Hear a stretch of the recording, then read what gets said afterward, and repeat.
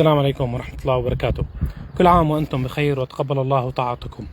من قلب مدينة دوما الأبية، من أمام الروضات الطاهرة، من أمام الشهداء، نطل عليكم في بث مباشر لننقل لكم عبق البطولة.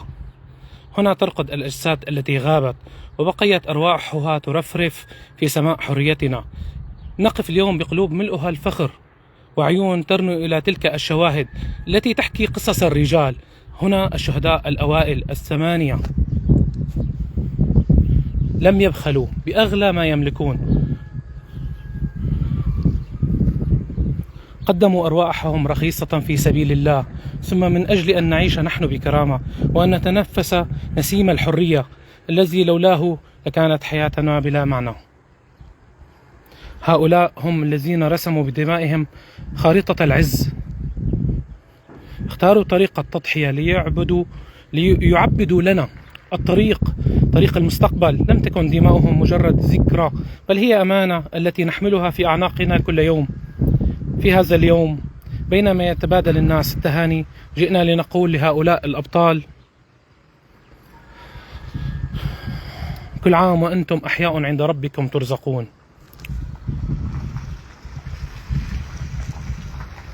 كل عام وأنتم أحياء عند ربكم ترزقون. كل عام وذاكراكم هي العيد الحقيقي لقلوبنا. اللهم ارحم شهداءنا، اللهم تقبلهم في عليين وألحقهم بالنبيين والصديقين. اللهم اجعل قبورهم روضة من رياض الجنة، وأنزل على أهلهم وذويهم الصبر والسكينة. اللهم بارك في تضحياتهم، واجعل الحرية والكرامة واقعا نعيشه بفضل ما قدموه. أقول سنبقى على العهد، ما حيينا ولن ننسى تلك الوجوه التي غادرتنا لتضيء لنا عتمة الطريق. رحم الله شهداء دوما وشهداء سوريا أجمعين، ونسأل الله أن يعيد علينا هذه الأيام وقد تحقق لنا ما استشهدوا من أجله. رحمكم الله وتقبل طاعتكم، وكل عام وأنتم بخير وفي جنات النعيم.